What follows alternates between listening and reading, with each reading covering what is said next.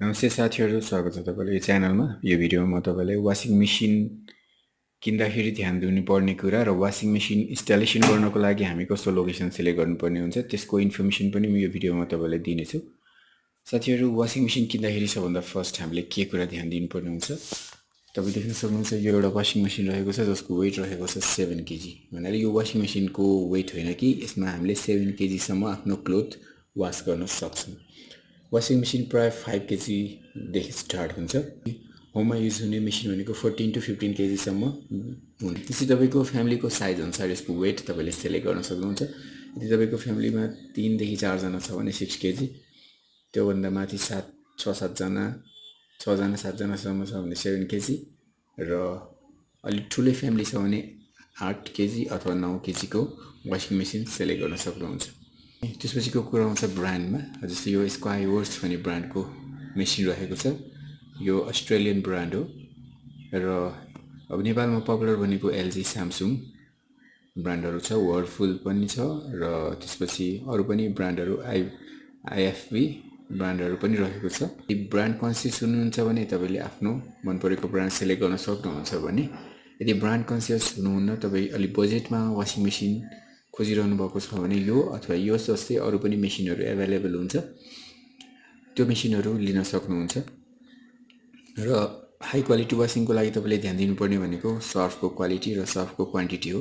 राम्रो क्वालिटीको सर्फ र अलिकति बढी सर्फ युज गर्नुभयो भने तपाईँको क्लोथको जुन वासिङ हुन्छ त्यो एकदम राम्रो भएर आउँछ। त्यसपछि मोड अफ सिलेक्सन, अनि कुनैमा यहाँ टच प्यानल हुन्छ, जस्तै यहाँ चाहिँ स्विच प्लस एलइडी डिस्प्ले रहेको छ भने कुनैमा चाहिँ टच प्यानल हुन्छ, टोटली यहाँ टचबाट फङ्सन हुन्छ। कुनैमा चाहिँ स्मार्ट मोबाइल एपबाट कन्ट्रोल गर्न सक्ने मेसिन पनि हुन्छ। त्यो फङ्सनहरूले गर्दाखेरि प्राइस अलिकति हाई हुने हो, तर तपाईँले त्यो फङ्सनहरू जरुरी छ भने लिन सक्नुहुन्छ। होइन, यो डिस्प्ले प्लस बटन युज गर्न चाहनुहुन्छ भने यो मेसिनसँग जाँदा पनि कुनै पनि प्रब्लम हुँदैन। अब साथी, यो मेसिनलाई युज गर्ने तरिका मैले पहिला नै भिडियो बनाइसकेको छु। यो मेसिनमा मेनली तपाईँलाई म के इन्फर्मेसन दिन खोजिरहेको छ भने यो मेसिनलाई हामीले इन्स्टल कुन लोकेसनमा गर्ने। जस्तै यो मेसिनको लोकेसन म तपाईँलाई देखाउँछु।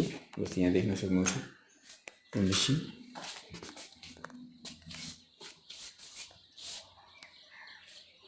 यो मेसिन रहेको छ टप फ्लोरमा। यो तपाईँ देख्न सक्नुहुन्छ, यो मेरो टप फ्लोर हो।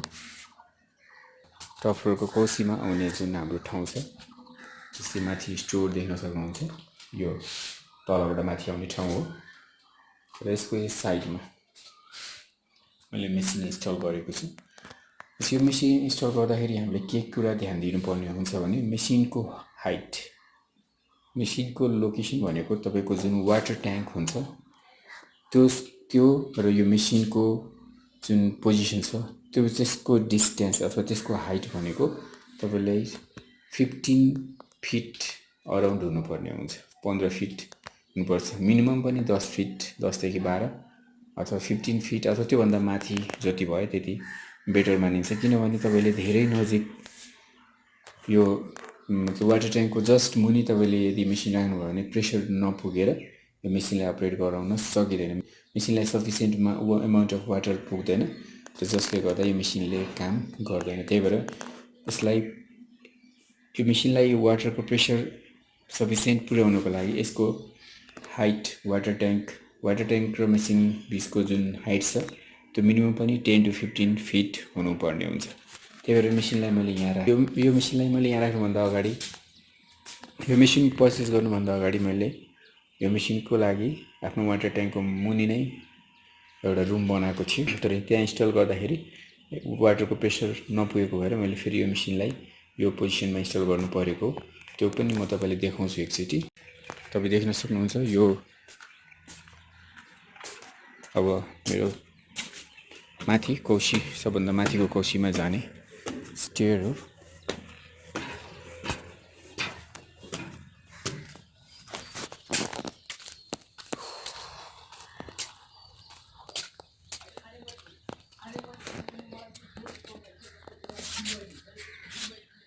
तपाईँ देख्न सक्नुहुन्छ यो रहेको छ मेरो वाटर ट्याङ्क, र त्यसको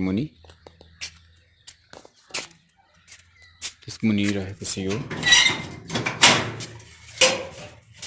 त्यो रुम मैले वासिङ मेसिनको लागि तपाईँले देख्न सक्नुहुन्छ सबै पोइन्टहरू पनि यहाँ बनाएको थिएँ तर यहाँ वाटरको प्रेसर नपुगेको भएर मैले त्यो मेसिनलाई तल राख्नु परेको त्यही भएर तपाईँले वासिङ मेसिन लिने विचार गर्दै हुनुहुन्छ भने आफ्नो वासिङ मेसिनको पोजिसन कहाँ राख्ने यदि ग्राउन्ड फ्लोर फर्स्ट फ्लोर त्यस्तोमा पनि तपाईँले कुनै पनि प्रब्लम हुँदैन भने यदि टप फ्लोर अथवा कोसीमै तपाईँले वासिङ मेसिनको लागि सेपरेट रुम बनाउने सोच भन्नुहुन्छ भने त्यो सोच तपाईँको रङ हुन्छ र त्यहाँ लाग्ने इन्भेस्टमेन्ट पनि तपाईँको वेस्ट हुन जान्छ त्यही भएर वासिङ मेसिन लिँदाखेरि त्यो सबभन्दा फर्स्ट तपाईँको वासिङ मेसिनलाई कुन पोजिसनमा राख्ने त्यो कुराको चाहिँ ध्यान दिनु होला